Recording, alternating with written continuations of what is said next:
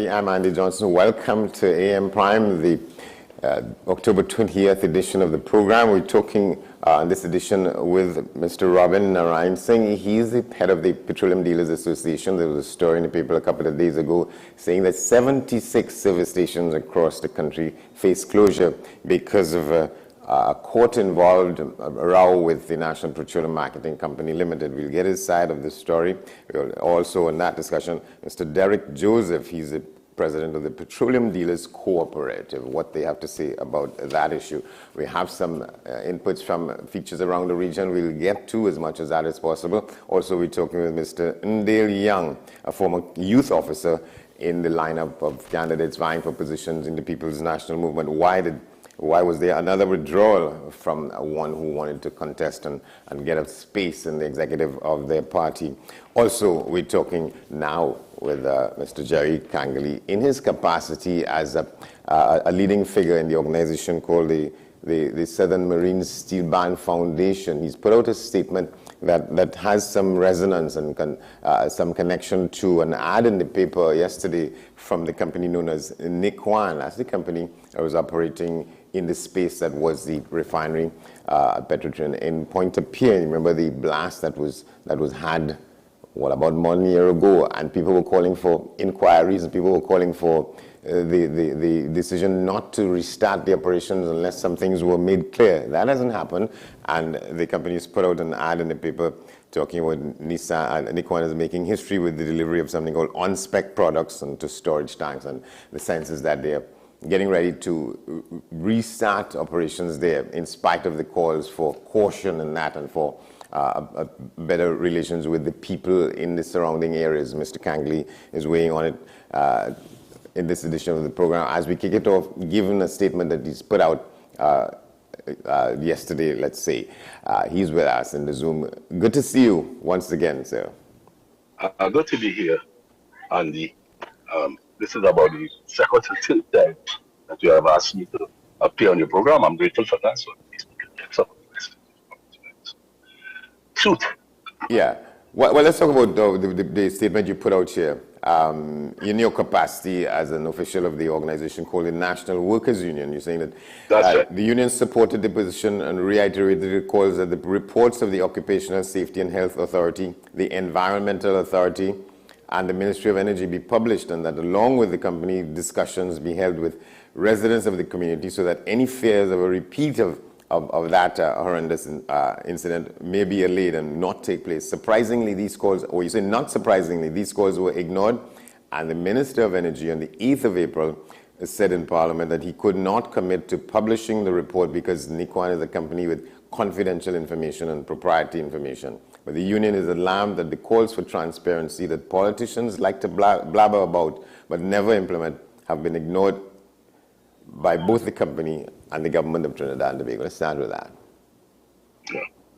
If people may recall that 18 months ago, on the 7th of April 2021, the Nikwan plant, which was set up to produce sulfur-free diesel and naphtha and so on, which is supposed to be at least more environmental friendly, they had been in operation just for a couple of months. When on the 7th of April 2021, there was this tremendous explosion at the plant, an explosion that rocked the whole of Marabella, areas like Gasparilla, Vista Bella, Pleasance Party, as far as Blackstone Bay. The sound of the explosion was heard as far away as Amplia. It was a very, traumatizing day for people, especially those in the fence line community of Marabella, who over the years have been subject to some of these accidents and incidents that are liable to take place in a refinery complex. Now, on the 8th of April 2020, that was just a day after the explosion, there was a lot of talk about investigations. And the Environmental Management Authority was tasked to do some of the investigations, as was the OSHA, Occupational Safety and Health Authority, and also the Ministry of Energy. In fact, the Ministry of Energy was the lead investigator they set up, I think, a 4 or 6 man team to look at the situation. Right? During that period, people, of course, in Marabella, especially, started to discuss the situation. And over a few months passed before anything was heard about the results of those investigations. And the Southern Marine Seaman Foundation, they had published a statement making two demands. One was that all the investigative reports, once they were finished, should be published so that anybody could take a look at it and understand what was happening and examine it and so on. And the other call was that when these things were published, there should be a consultation, what they call it, a town meeting. Town hall meeting. The company, that town hall meeting, between the company, the investigative agencies, and the people of the area. Those were just the two demands. Now, months and months and months were going, and there was no indication of any report being completed. In fact, as late as March this year, the company had put out certain statements and so on, saying, well, they were on track and the investigation would be completed soon, and as soon as the ministry gave them the authority and so on, they would start the plant. Now, yesterday, there was an ad published in the newspaper, I think it was the Express, that obviously that said that the company who had reached to the point where the plant has been restarted and they were producing, X amount of product and so on, and they were producing up the technology and so on that they use, right? They were even saying that they were the first small-scale GTL plant, that's a gas plant in the Western Hemisphere and so on. But nothing has been published. We don't know what is the state of the investigation. We don't know what are the recommendations that were made by the investigating agencies and so on. Right? So that, in our view, the thing is not yet finished. You cannot, to me, you cannot or you ought not to operate the plant until everybody is satisfied that they are safe and secure and so on in their own community. We had written based on, when I say we, let me make it clear, I am both a member of the Southern Marine Seaman Foundation and the National Workers Union. All right. As you quite rightly pointed out, the National Workers Union had supported the position of the Southern Marine Seaman Foundation. We had written to, county councillors, MPs, people at the Ministry of Energy. We had written to the home company of Naikwan, which is a US-based company actually, and so on. Interestingly, Naikwan actually answered us, but the rest of them ignored us, right? And so on. And then on the 8th of, when was it? Let me see if I can get the right date that this thing happened. On the 8th, on the April 8th, 2022, the Minister of Energy, Stuart Young, stated in the Parliament in response to a question from David Lee, who is the MP for Point-a-Pierre, that the government could not commit to publishing the report because Naikwan is a company with confidential information and proprietary information. Now, we think this is absolutely ridiculous. And if you could privilege the interests of a company in terms of their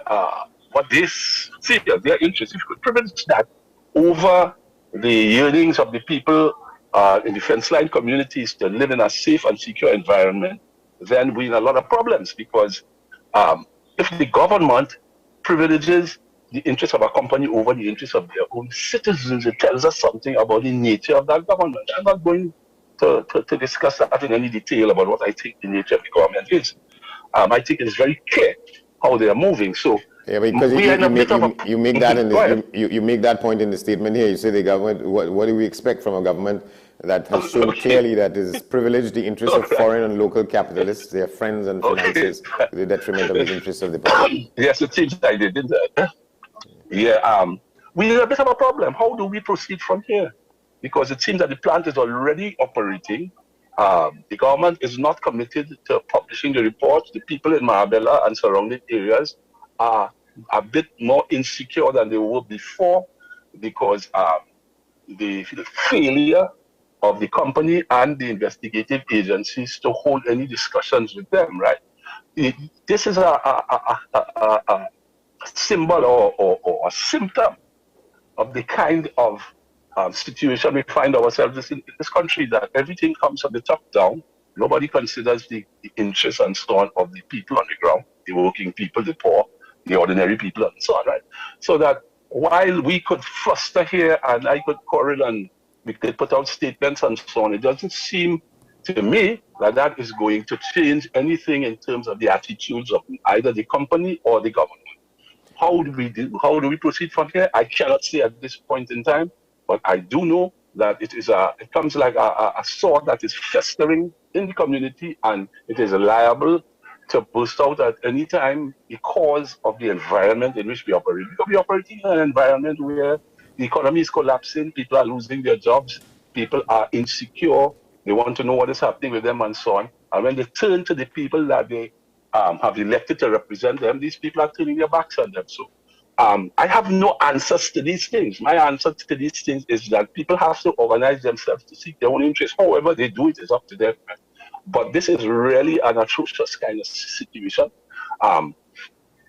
where the peace of mind and so on of people are being disturbed because a company that is not even a local company, it's a foreign company that could come here, do what they have to do, ignore the needs and concerns of the people, of the community in which they are situated, and have the support of the state, So that is basically what we are saying, Mr.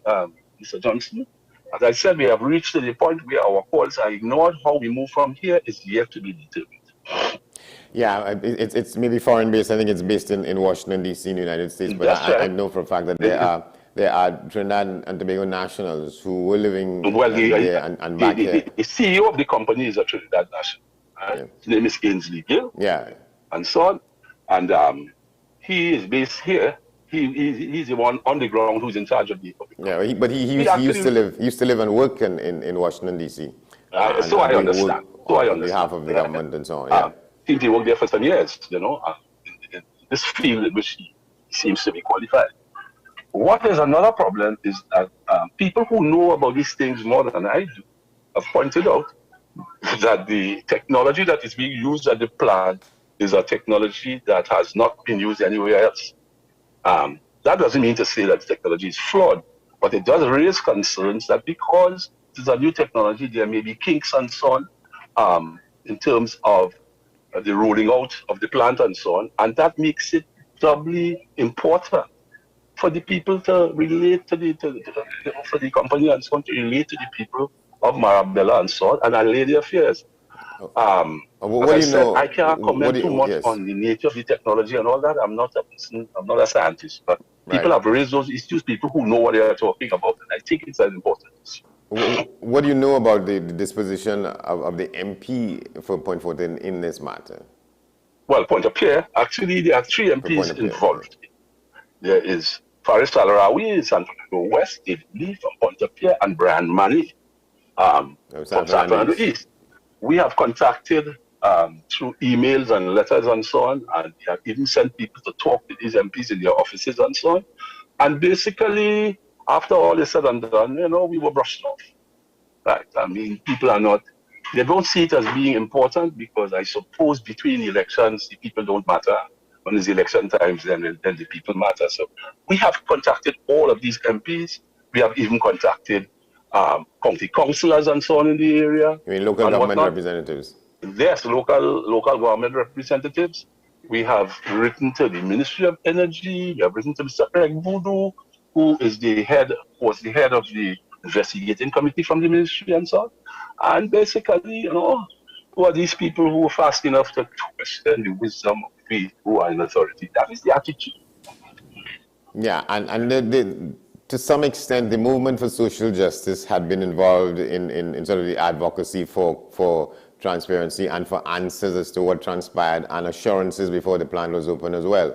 Do you know where they might be at this point? Well, I am not aware of that, actually. I know that they do have a regular, what do you call it, YouTube or Facebook online program that runs every week. But I am not aware what their position was on this particular issue. I would be surprised if they did take a position. I can't speak for the MSG, and I'm not sure what their position was. Maybe you could speak to Mr. Abdullah.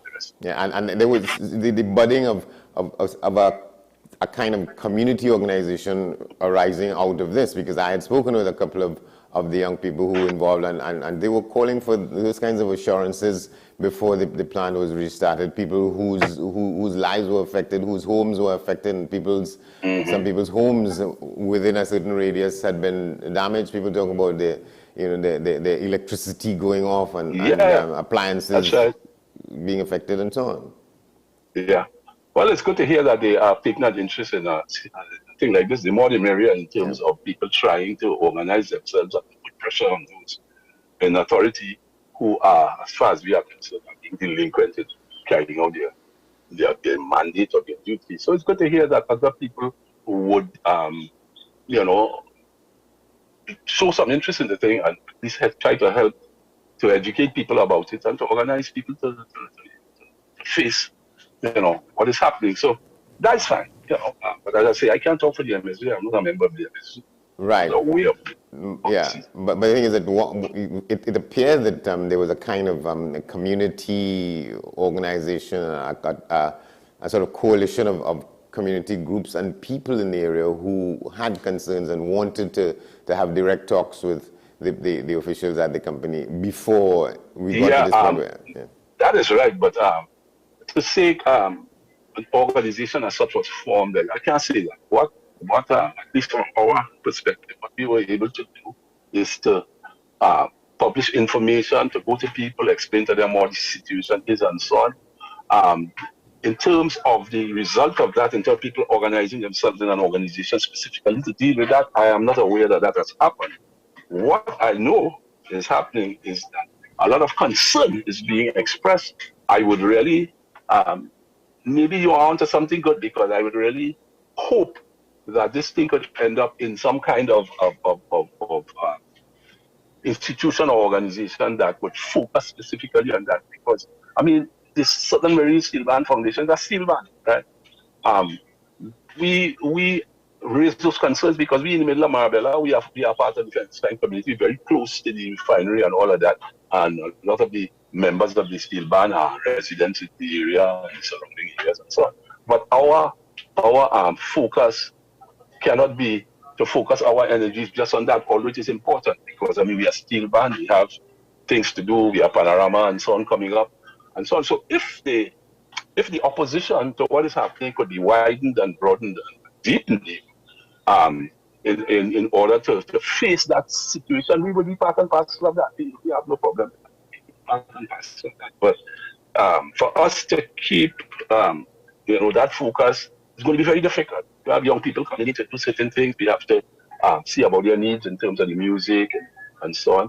So I would suggest that maybe we could take another stab at it in terms of trying to organize what you are saying. An organization or a broad coalition that could put some more pressure on the authorities and so on. So maybe that's a very good idea. Maybe I could raise it with my people in the band. But as I say, you can't expect the steel band to take a leading role in that. We have done a lot of what we can do, and hopefully we could spark off something that would be a lot more effective than we can. Yeah, and from what you say, there's been no necessarily direct response to the statement you put out yesterday. No. Well, the statement was only published yesterday after lunch. So if there is a response, I suppose the next day or two we will see what kind of response. If there is any, I don't expect them to be any response. I expect us to be totally ignored. I'll be very surprised if there was any kind of positive response or any response at all, right? So we'll wait and see how this thing is. Yeah, but it's not an indication that you or the organization is being disheartened by Well, frustrated maybe is a better word, Yeah. Disheartened? No, because once you get disheartened, you lose hope and you stop, you stop pushing and you stop going at the thing. We can't do that. Um, we have to keep um, whatever we can. Then we have to put whatever we can into this, whatever is possible. But as I pointed out earlier, it can't be just left up to the steel man and so on. We need, again, because the situation has reached a climatic position now, we need again to raise the issue, to talk to people, to put out our position and to ask people to take up certain positions. And what people can do is to put pressure on their MPs, because these people are supposed to be their representatives and so on, representing the concerns of the community. But it seems that MPs don't believe that that is their task. MPs believe that their task is to go to Parliament and vote for whatever the Prime Minister. So, Yeah.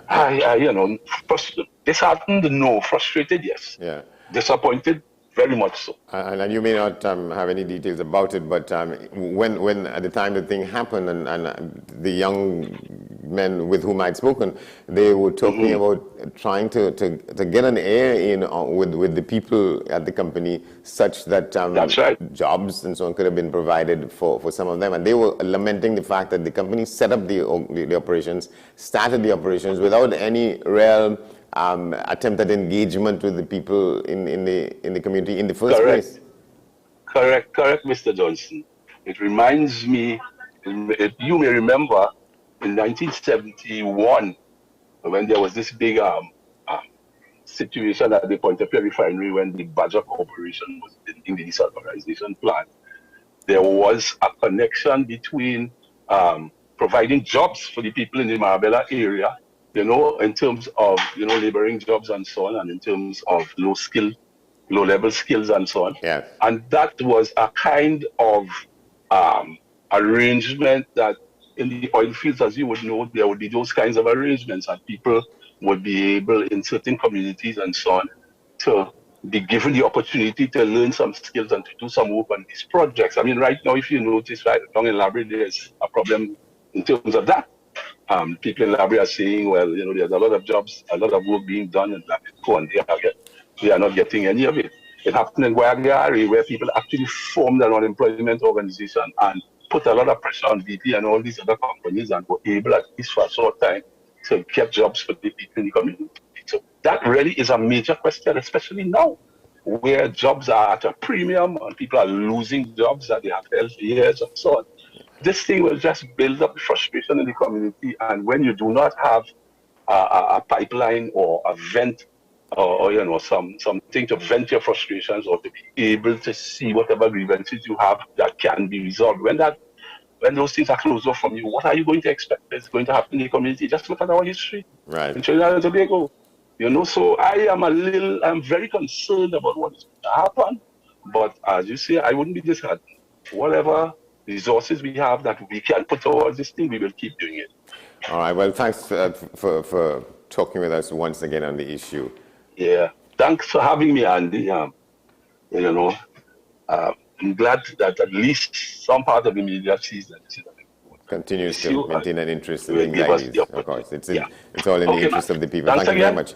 Jerry Kankley, Education and Research Officer of the National Workers Union, as well as a leading figure in the Southern Marine Steel Orchestra Foundation, operating in and around the Marabella area. We will take a break, and when we come back, we make a couple of stops around the region, and we should be talking with Indale Young, somebody who had gone up for a position as a youth officer in the elections in the ruling People's National Movement, but has withdrawn. We will get to that. Stay with us.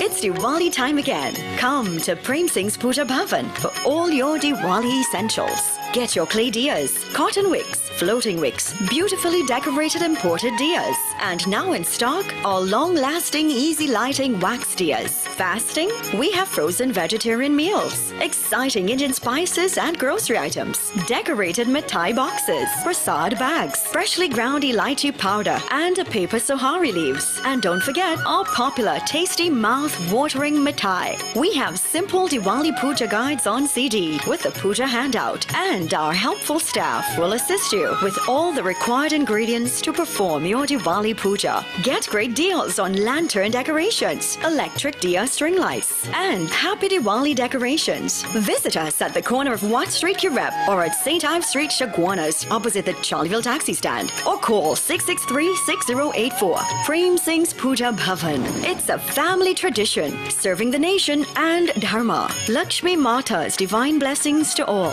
For your convenience, both branches are open on Sundays until Diwali.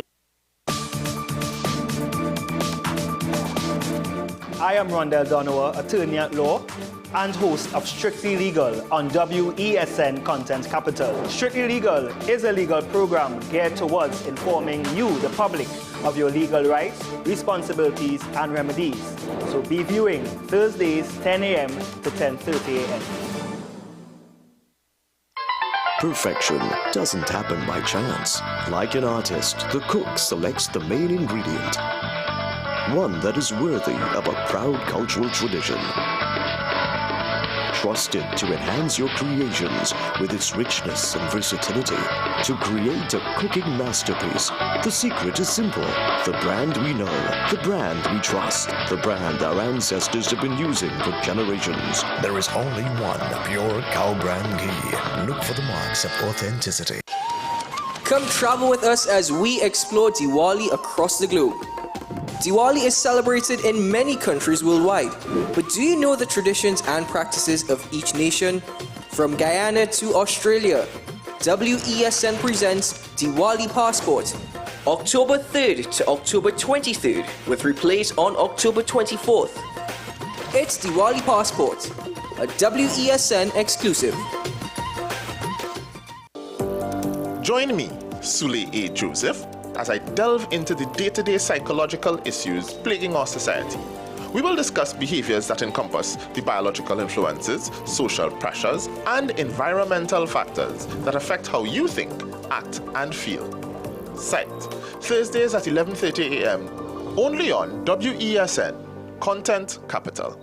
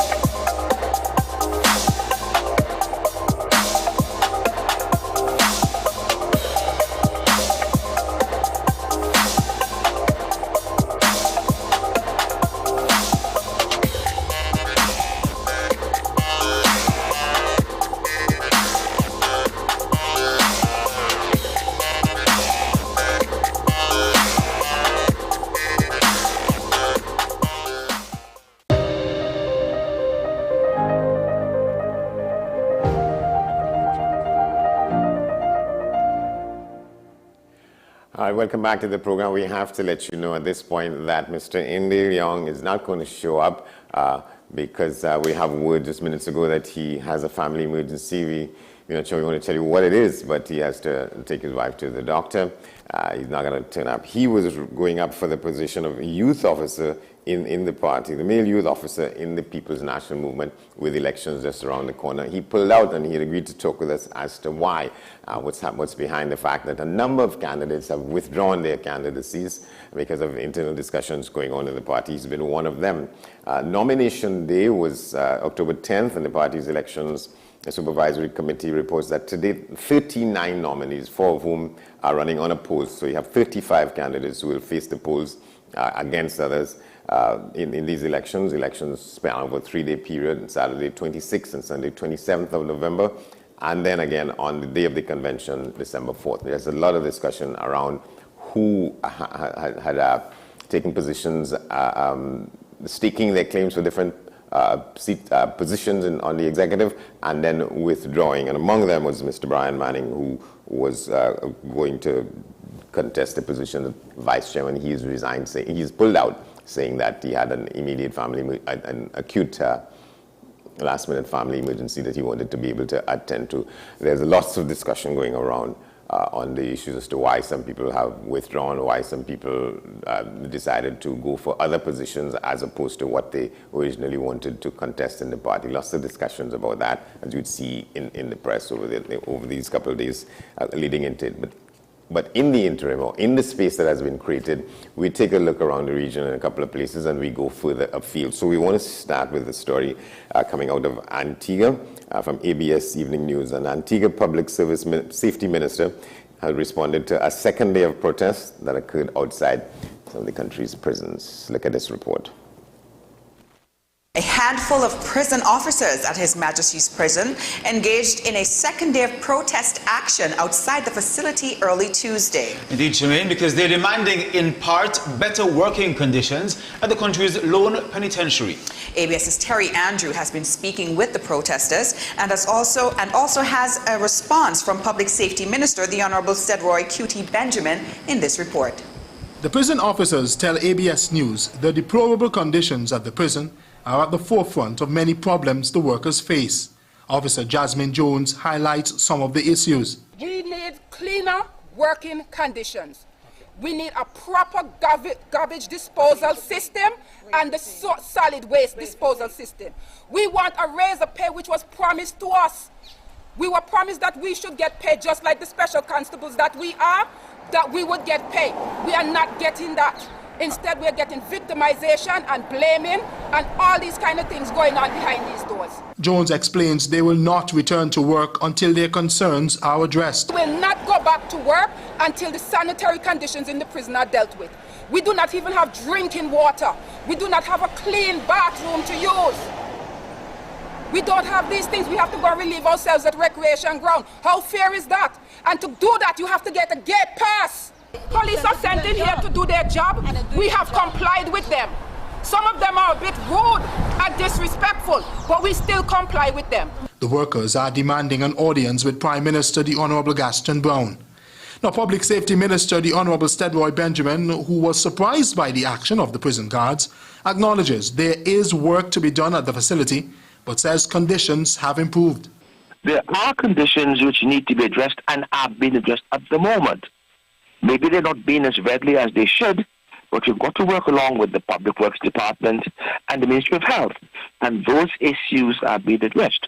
But I dare say I've been informed, and I do very believe, that all of this matter springs from what's taking place with respect to security within the prison walls. Minister Benjamin says the work is continuous at His Majesty's Prison. I'm satisfied that things are being done in the interest of the security of the prison. And I'm also satisfied that things are being done to improve the conditions within the prison walls.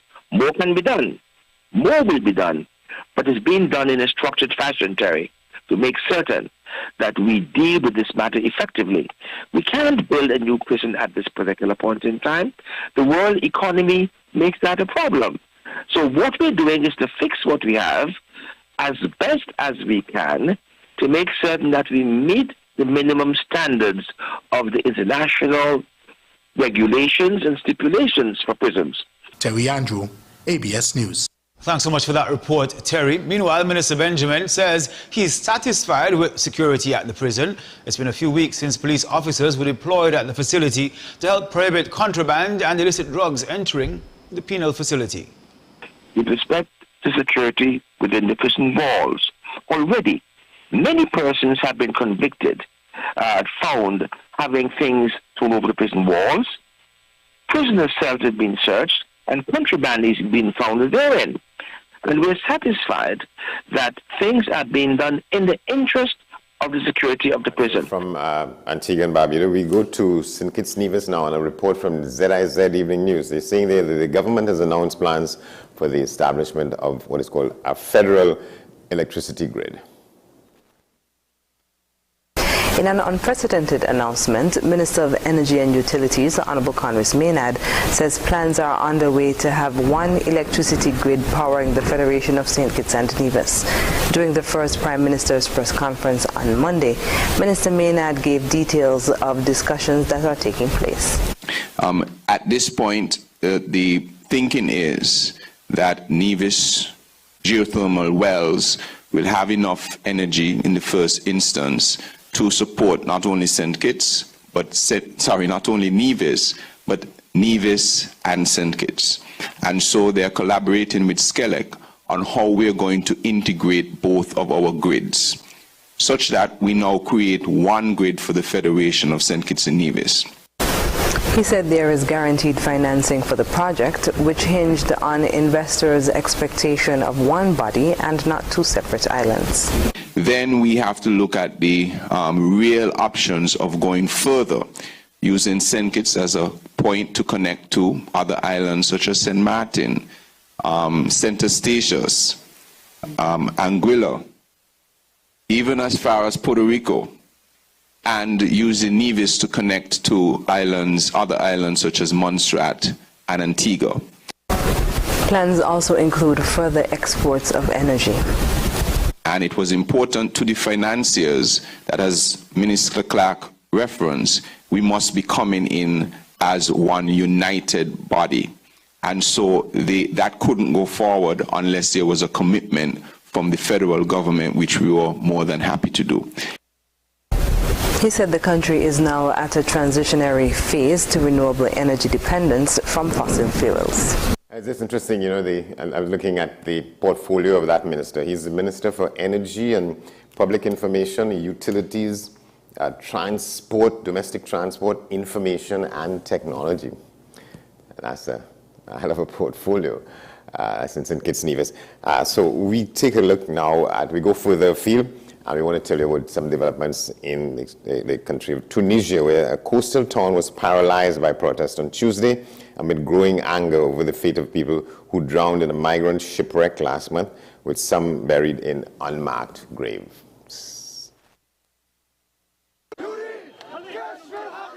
Revisiting slogans that toppled several dictators in the region in 2011, thousands of Tunisians demonstrated in the town of Zarzis on Tuesday.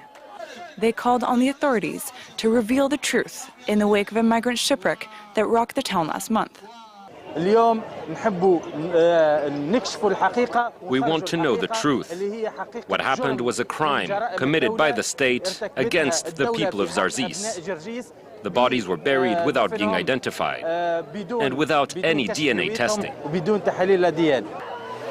There have been smaller protests in recent weeks, but the turnout on Tuesday was much higher. Residents responding to the powerful ICNTT union's call for a general strike. Migrant shipwrecks off the coast of Tunisia are frequent. Dozens have died this year alone, but this incident has struck a nerve. The 18 people who were aboard the boat that capsized in late September were all from Zarzis. Anger bubbled up over the slow pace of search and rescue operations, and it boiled over when it emerged that the authorities had buried several people in a cemetery reserved for foreign migrants, usually from sub-Saharan Africa.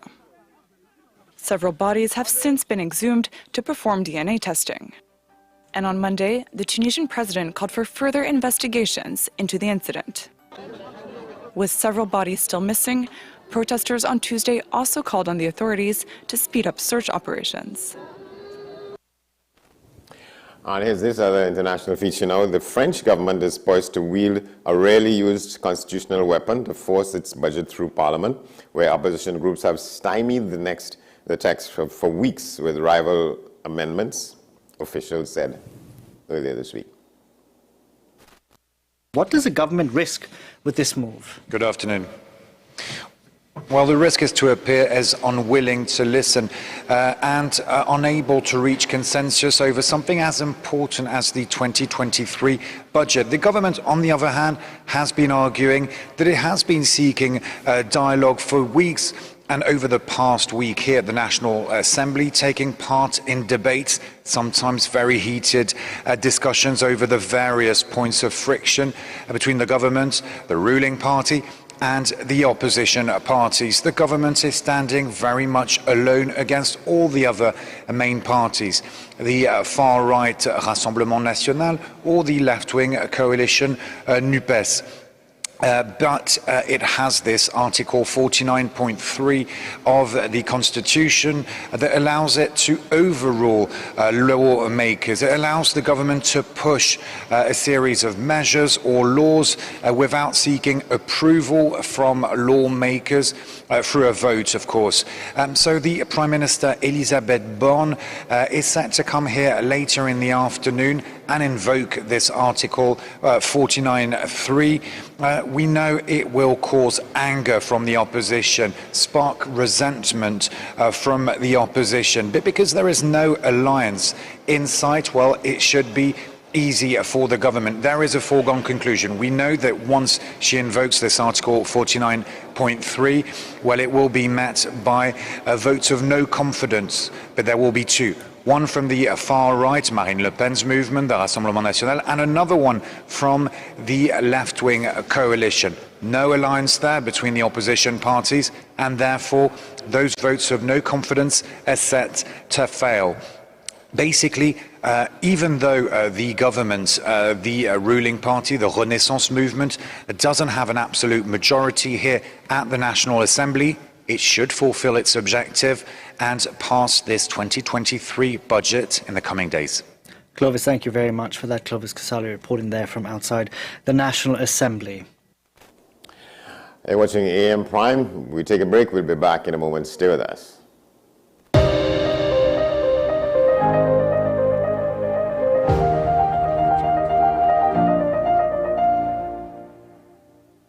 It's Diwali time again, and that means delicious vegetarian cuisine. Chief has all your herbs and spices for Diwali. Curry, jeera, saffron, garam masala and more for all your talkari. Cinnamon, clove, nutmeg, ginger and cardamom for those delectable sweets.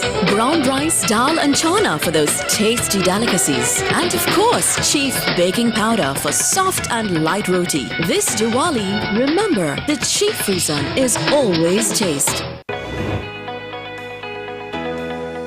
Come on set to two very lovely dispensing opticians from optometrists today. We have Yusra and we have Kyla. For blue light, an interesting fact is 15 minutes exposed to the sunlight equals 12 hours on our screens. What's up, Doc? Tuesdays and Thursdays here on WESN, Content Capital.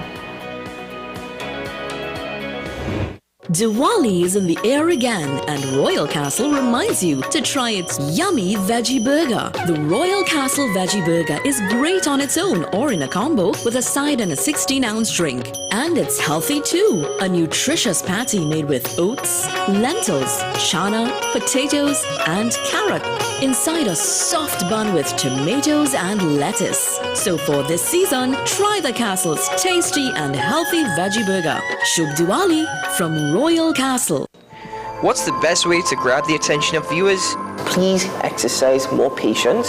You have to be kidding me. Doing what we do best. I'll say at the very least it's a conspiracy of laziness against the people. Join me, Keaton Shaw. And me, Sean Michael Small, for Talking Point. Weekdays from 8 a.m. to 9:30 a.m. We go in-depth on the trending issues and engage the most controversial newsmakers as we get them to account to the people for their actions. You can't go to the government with nothing.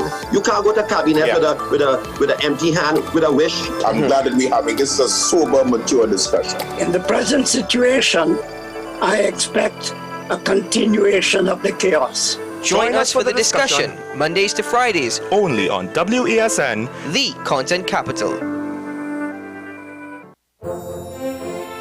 I have been shopping at Price Club from the beginning. I love most of all the friendliness of the staff. I shop here because my children love me and I love My favorite section is the vegetarian section. They have such a wide variety, which I love. I have been out shopping, to check out the prices, but here at the Lewis, it's the best. I have tried other places and I came right back to Price Club because they are the low price leader.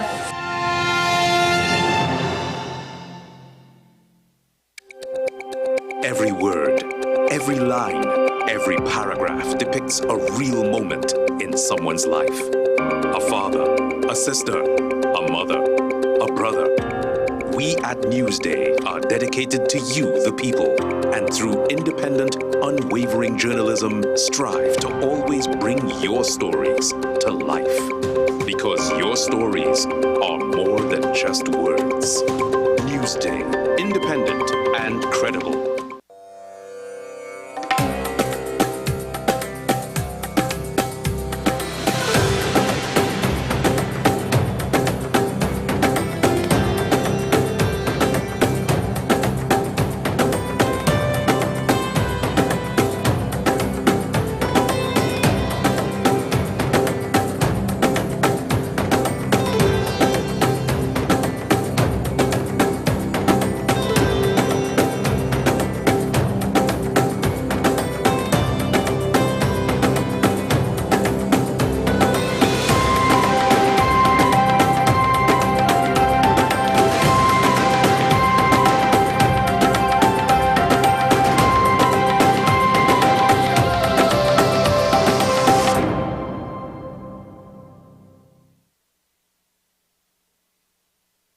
All the bakes and Bungie, remember them days? Well, all right, Bungie might remember, but Ian Alvarez remember them. Don't forget the rest of the room there. Forget the rest. Me and you talking alone there. Ian, remember the days when you went to the fridge with your hot bake in your hand to get blue band butter, but the blue band butter done, and you went for the yellow, the golden ray. They're shaking their head. No, listen, you don't know what that is when you bite a baked golden ray, my dear.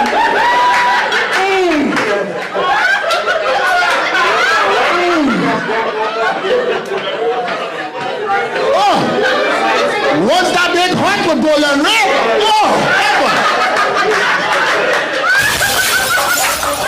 Saturday, November 5th, Shore Park, Tobago. It's Million Laughs Caribbean Comedy Commerce, the mega laugh festival to end the Tobago Carnival season, featuring Tobago's finest in folklore and musical entertainment, together with some of the Caribbean's top comedians, Larry Joseph, Daryl the Saint Mendoza, Dolores, Alan the Entertainer, Handsome Sun, Mako Media, and more. Get your ticket specials available on Island E-Tickets and various outlets nationwide, or visit the Million Laughs handles for more info. It's Comedy Commerce in Tobago, a wee kind of commerce. The issue, the continued rise in the price of flour and its impact on the cost of living in Trinidad and Tobago. How should we go about it? I want to ask you, what has been revealed to you about the state of vulnerability in the country because of this exercise and because of what we're going through? Is the government losing the war on the vaccine front? The discussion should revolve around the common good for the greatest number of people in Trinidad and Tobago. How do we inculcate a sense of respect and regard for people who may not be of your own political ilk or persuasion? The communities are now being used by political opportunists. So when the tables are turned, it's the same way. Okay, this has been 10 Questions. I'm Andy Johnson, and we'll see you next time.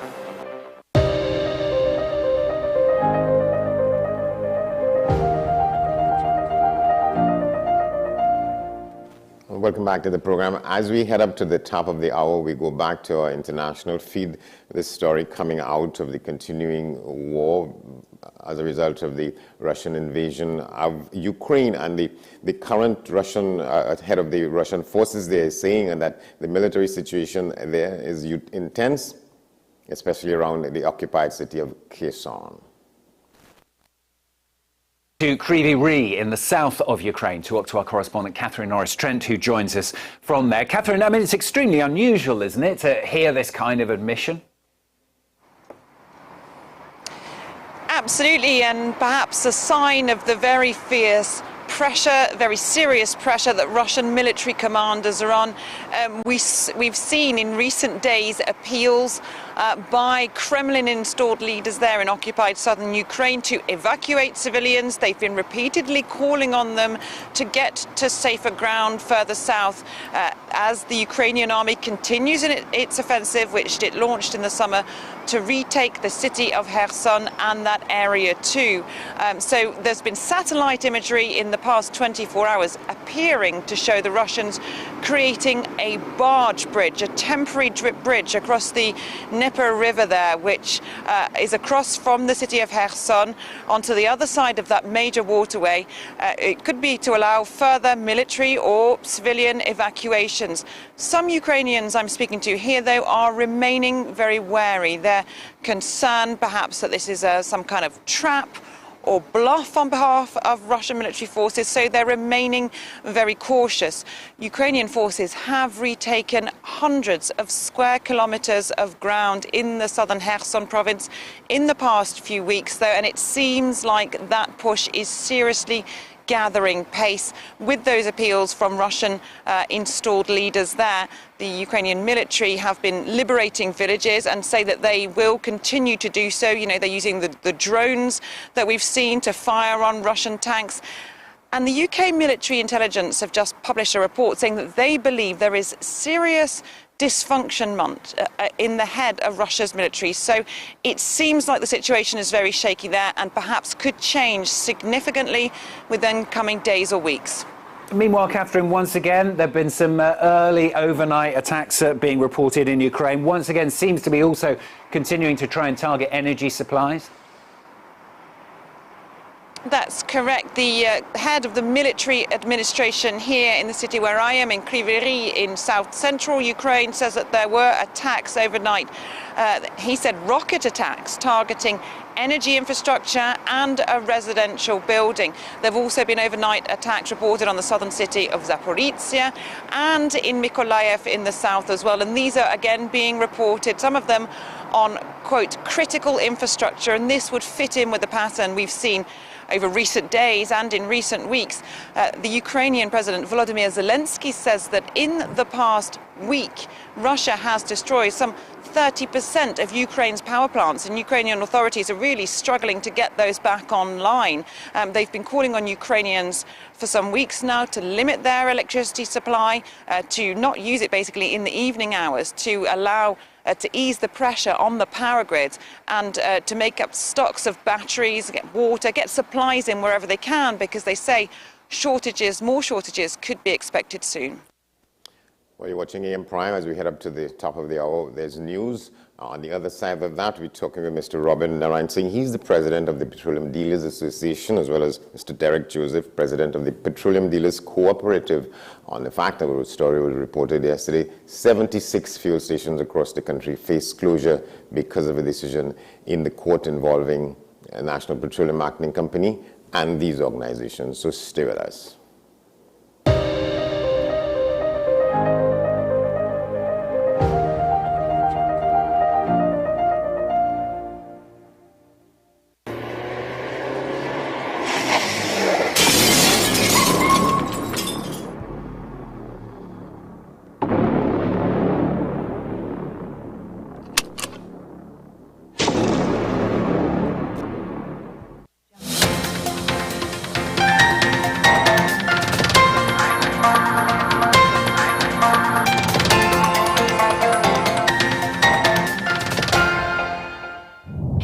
Your WESN News on the Hour. I am Marky Sekas.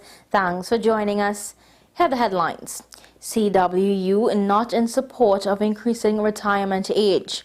PNM leadership hopeful says there is a disconnect within the party. 6 succumbed to COVID-19 in last 7 days. And internationally, China delays the release of GDP and other economic data. Now for the details. CWU Secretary General Clyde Elder says his union is not in support of the retirement age increase.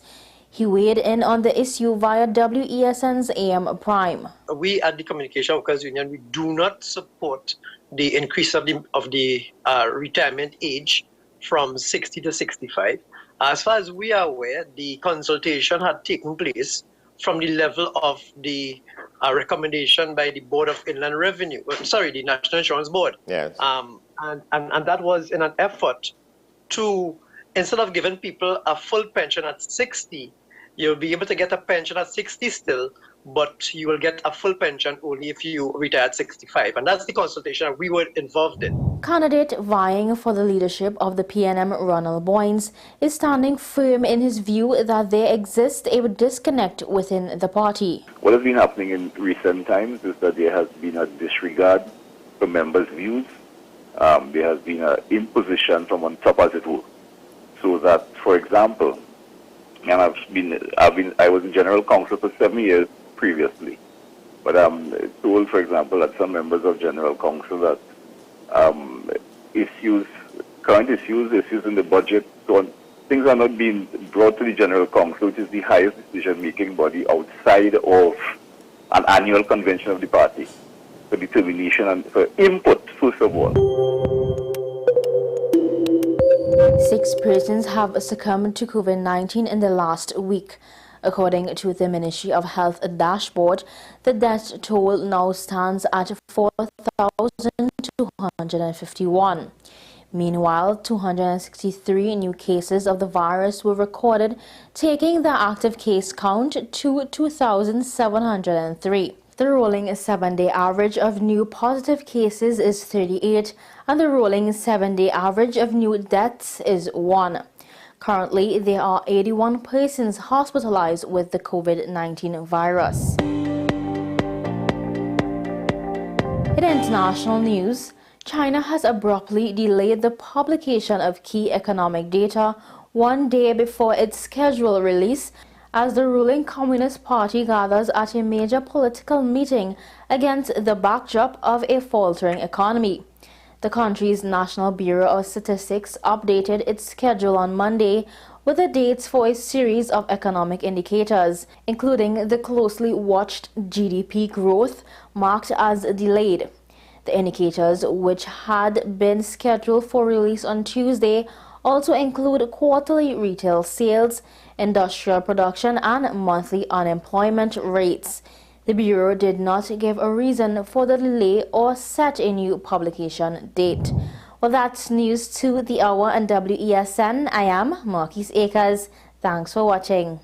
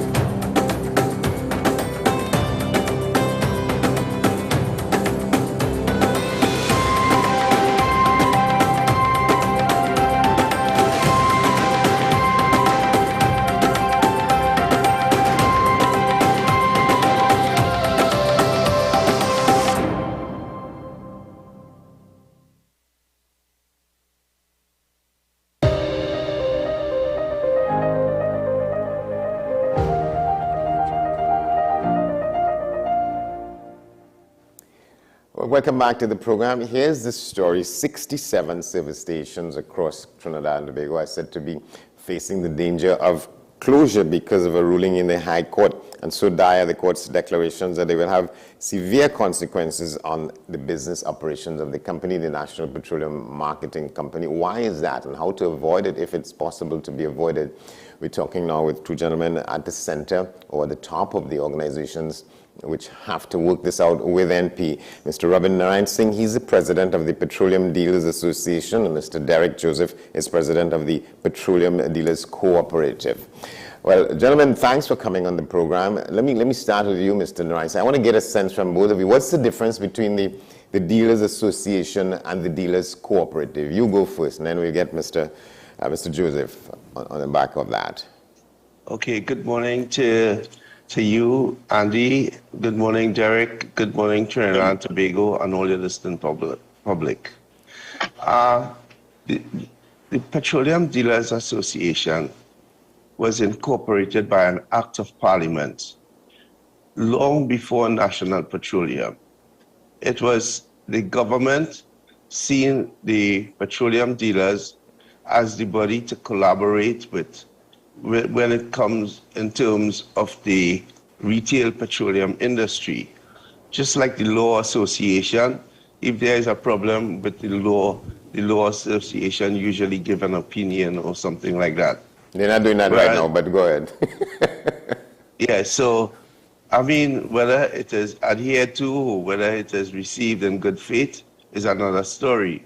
But the petroleum dealers is an association that's supposed to be collaborating with National Petroleum, who had 100% of all the gas stations in Trinidad and Tobago, and also we had to collaborate with the Ministry of Energy.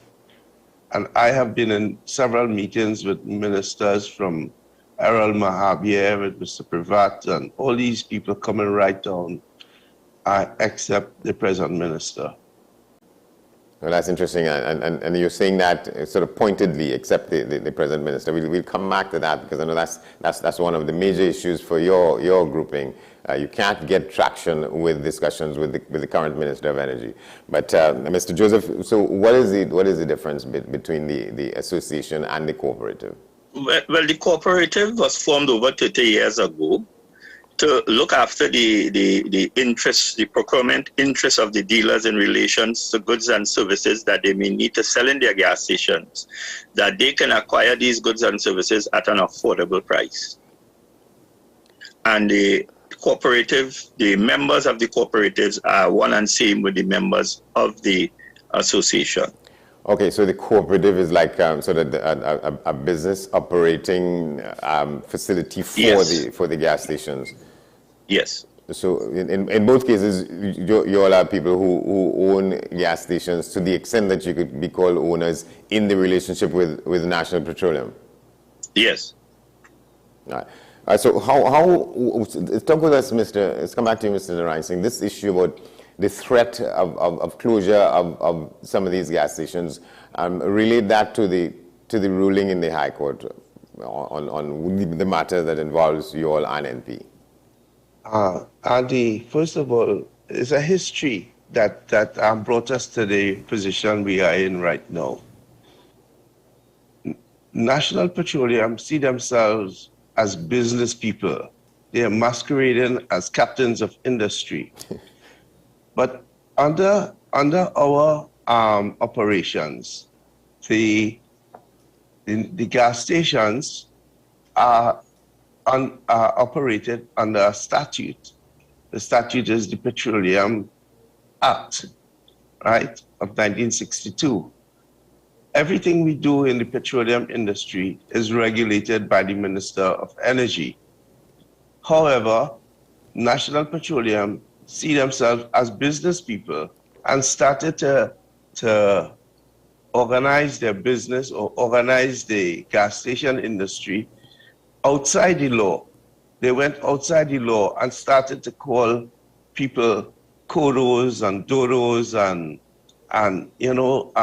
certain acronyms that sort of make them feel as, empowered and emboldened to say things that could entice people to think, wow, these people are doing a really good job. But they did this outside the act. And as a result of that, we as petroleum dealers had to have discussions with them. And they started to charge, to manipulate prices and stuff like that with respect to the Petroleum Act. And as a result of this, it went on for a long time until the petroleum dealers decided, well, if you disagree with what the Act say and you're acting outside the Act, let's go to a third party to have a proper resolution to this matter. And that third party is the court. That third party was the court, yes. And then the judge pronounced on it and agreed with us. And I don't know, the Act says that the Minister of Energy, in consultation with the Minister of Finance, will set the wholesale price and the retail price for gas. They say that every single gas station must have a license to operate in Trinidad and Tobago. Now, these are two crucial issues for the operations of a gas station. So all the gas stations in the country are compliant with that, or that is part of the issue that is before the court? That is exactly what is before the court now. So here it is, National Petroleum decided that they are the ones who should have the license in their name to exclude the petroleum dealers. So I had consultation with Mr. Franklin Khan, and he turned to the civil servants who were there, the PS at the time and other people, and he said, why aren't you giving the gas station dealers their license? And all they said, they were working on it.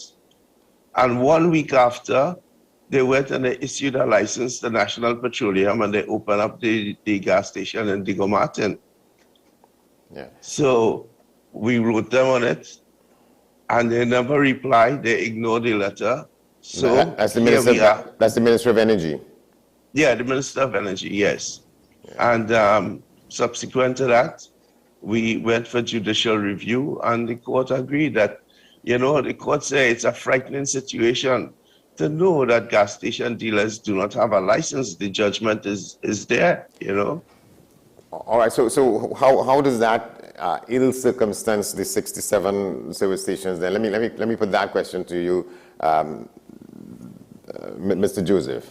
So I imagine you operate a gas station, or probably a couple of gas stations as well, right? No, not at this time.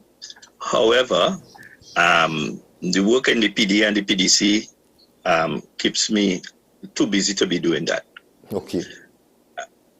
So your question is? Yeah, well, how does the decision of the High Court threaten the continued operations of these 67 stations?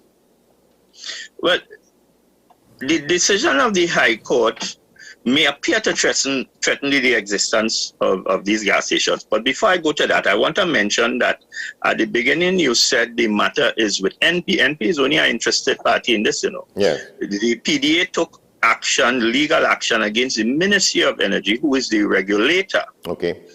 And if it is that there is a court judgment, the judgment, although it may point out certain flaws of NP's operations, the judgment will speak to the regulator, setting the regulations in place that the dealers may have their license, and all things that should be coming out of the Act will be directed and controlled by the regulator. This has not been done. This could have been done before the court matter, and there is still time to do it. Okay? So the effect on the gas stations, I believe, if good sense will prevail, there will be no negative effect.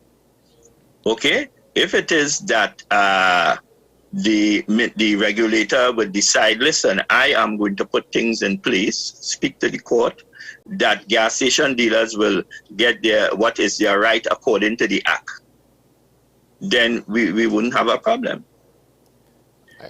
And what is the substance of what you're saying that they should stick to? Which is simple. In 2010, we had license, and the license were withdrawn in the sense that what they wanted to do is enhance the whole licensing regime. And instead of doing that, everything just didn't move forward. We may not have the full story, the regulator will. And we have been clamoring that things should be put in place, that proper license should be issued in the name of the gas station dealer. But what you would have had happening is license being issued in the name of NP. Yeah. The Act states that the dealer must be the holder of a license. And the regulator must give the dealer that license, not NP. The regulator? Yes. And let me come back to Mr. Rice. So who's the regulator in this case? Then there's somebody in the Ministry of Energy? Well, the head regulator is the Minister of Energy. The Act gives the Minister of Energy, and he can delegate certain powers to his administrative staff and stuff like that. Okay. But you see, what has happened here, they do not collaborate with the petroleum dealers. They collaborate with National Petroleum. That's the ministry? Yes, the ministry. And as a result of that, they get a skewed idea of the retail industry. And neither anyone from National Petroleum nor the ministry has ever operated a retail gas station. So they are making decisions, I would say uninformed decisions, how they would like things to be, not how things actually happen in the gas stations. You see, if you read that article, everything is surrounded about money, you know. Yes. It is not about principle, it's not about law. We're not about law in this country, you know. Everything is about money. And do you know the real value of money? Have you frozen? No. I said, do you know the real value well, of maybe money? Not. You put people in there. The real value of money is power. And you put people to operate an industry, a 3 billion revenue industry. I mean, they go crazy. They don't understand how to harness this and do things in a way that can develop your industry and develop your country. And this is the crux of the matter, you know. It is not about law, it's about power. And that is what is the appeal going to say? That the court must give NP the license? Is that what they're going to appeal? To go against the law? What is the appeal about? Yeah. So as it stands now, if the court do that, if the court just only do that, you can imagine what is going to happen in Trinidad and Tobago. That is the end of us as a law-abiding country. All right, let me bring you back in, Mr. Joseph. So the judgment now it appears to be in favor of the dealers and of your organization, and NP is challenging that. Is that it? Well, absolutely. It is in our favor. The judge made full declaration in every area of our claim that NP should comply with the Act in relation to issuing the license to the dealers, and went on to explain that the minister erred and NP was wrong in setting their business model to that they would have the license. When organizations or industry set up in Trinidad, industry has to comply with the rules and laws of the government set by the government or the Parliament of Trinidad and Tobago. You can't just come up with your own thing and decide that although it is contrary to the law, and when you are caught with your hand in the cookie jar, you say, well, leave it so for our favor because it's going to affect everybody else. We have to fix wrong and make it right. Right? And if we don't want to call it wrong, let us call it a misjudgment, an error. But it must be repaired, and it can easily be repaired if people will become sober-minded and deal with the situation as it is, and not try to have things your way, which is not the right way.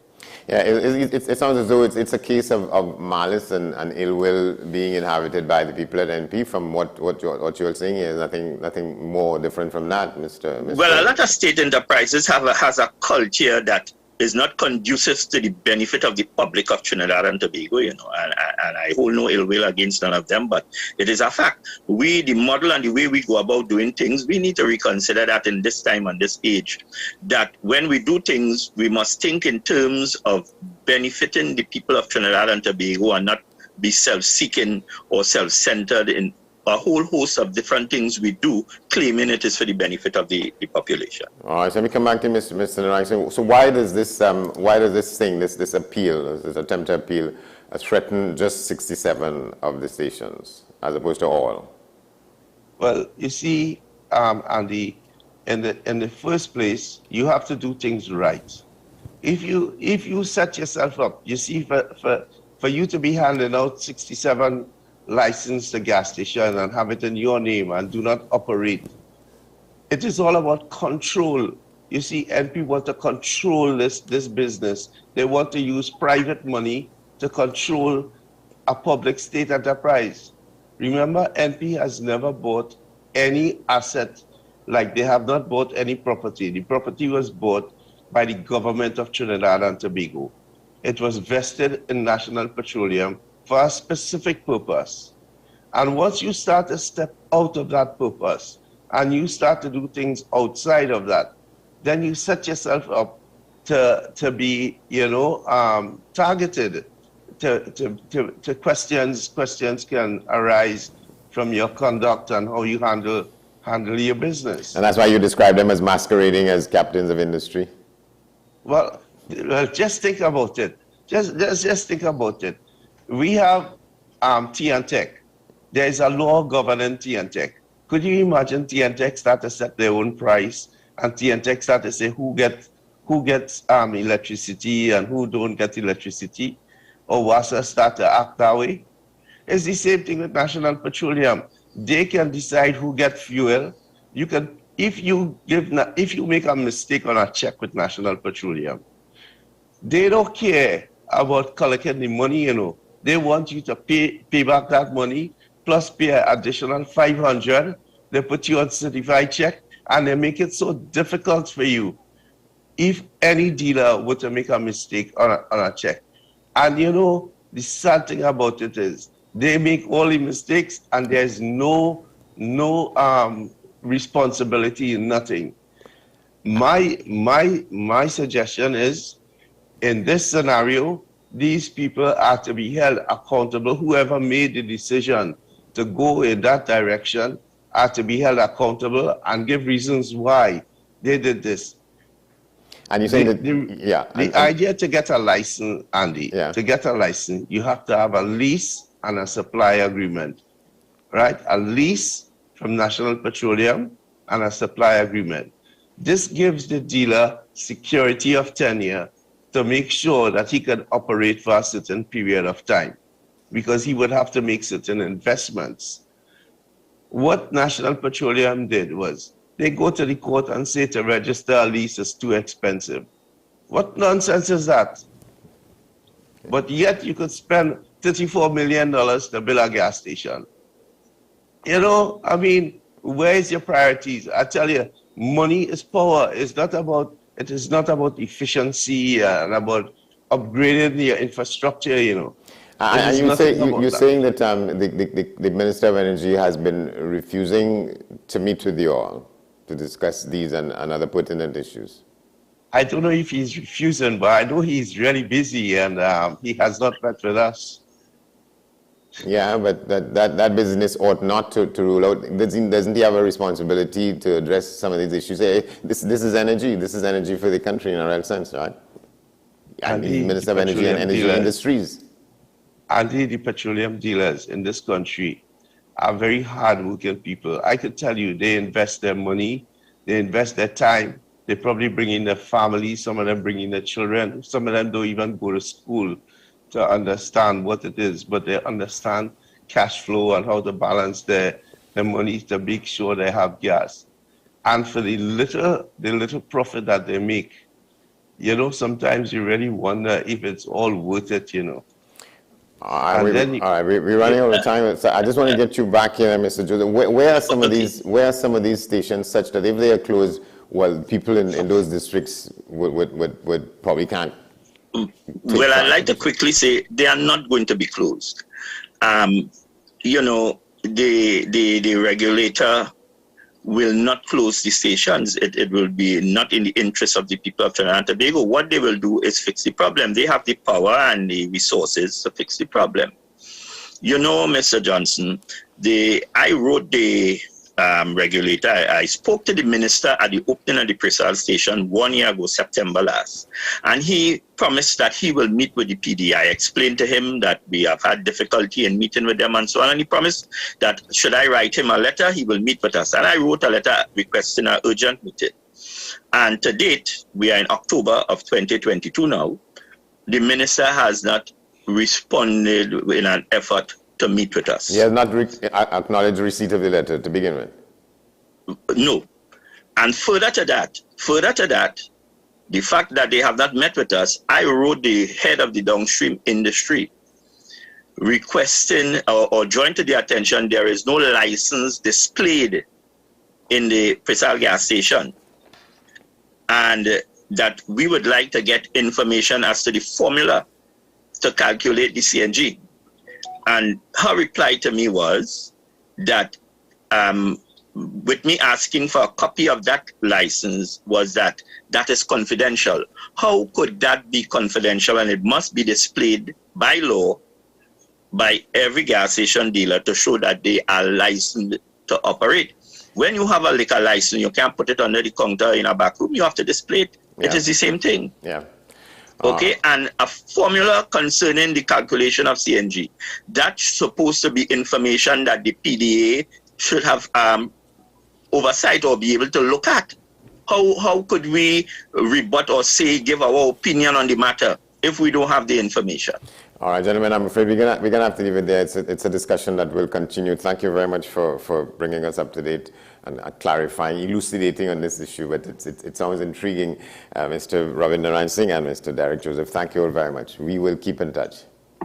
Thank you very much, Andy, and you have a good day. Thank you. Both of you as well. We will take a break. Come back before we wrap it up. Stay with us.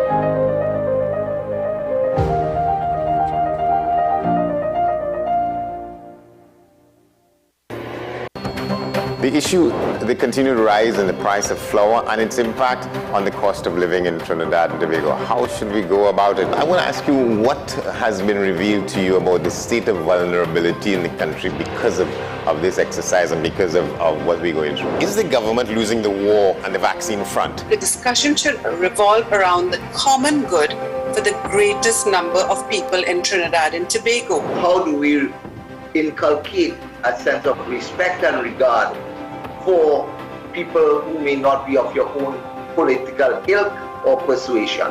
The communities are now being used by political opportunists. So when the tables are turned, it's the same way. Okay, this has been 10 Questions. I'm Andy Johnson, and we'll see you next time.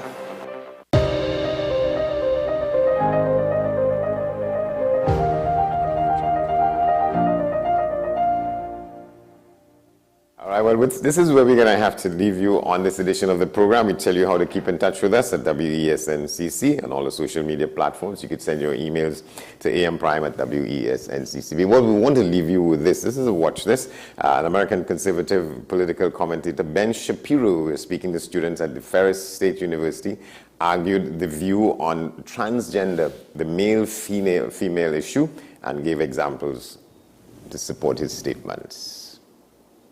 You say that some people don't have privilege when you basically just said that trans people aren't valid. They're not a thing. They're just girls pretending to be boys or boys pretending to be girls. Okay. Like, okay. Oh, someone's excited. Okay. Biological, but gender is a completely different thing. No, gender is not disconnected from sex. So. It's not completely disconnected, but it's still a cultural thing. It's still from society. It's Okay. No, it is not in the mind. Okay, you're not a man if you think you're a man. And I didn't say pretending, or if I did, I shouldn't have said pretending. Let me amend. You said playing. Okay, I said a boy who thinks he's a girl. That's the usual phraseology I use. not playing. I usually say a boy who thinks he's a girl or a girl who thinks he's a boy, which is technically what we're talking about here. As far as the actual psychological issues at play, it used to be called gender dysphoria or gender identity disorder. Now they call it gender dysphoria. The idea that sex or gender are malleable is not true. Okay, and I'm not denying your humanity if you're a transgender person. I am saying that you are not the sex to which you claim to be. You're still a human being, and you're a human being with an issue that I wish you Godspeed in dealing with in whatever way you see fit. But if you are going to dictate to me that I'm supposed to pretend that men are women and women are men, no. My answer is no. I'm not going to modify basic biology because it threatens your subjective sense of what you are. Let me ask you this. Okay, I won't ask you how old. I will ask you how old you are, okay? Because you're young enough that it's probably not insulting to ask you. So. I'm 22, so I'm probably young and naive, right? No. Why aren't you 60? Why aren't you 60? And why can't you identify as 60? What is the problem with you identifying as 60? It's not the same as gender. You can't just... You're right. Age is significantly less important than gender. You can't magically change your gender. You can't magically change your sex. You can't magically change your age. You can still legally change it. People recognize You can't legally change your age, by the way. Obviously. You can change your name, you can change your sex, you can change your identity. Just because you can do things legally doesn't mean that they are correct biologically. You could do lots of things in the past that were incorrect biologically and correct legally. For a long period of time in the United States, sterilization of the mentally ill took place. That didn't make it okay. Skinner versus Oklahoma. Justice Oliver Wendell Holmes wrote the decision. Right. I still don't understand how you're accepting these children that are... It's not a matter of open-minded and accepting. I want them to get treatment that they see fit, but that's not involving me. The idea behind the transgender movement as a civil rights movement is the idea that all of their problems would just go away if I would pretend that they were the sex to which they claim membership. That's nonsense.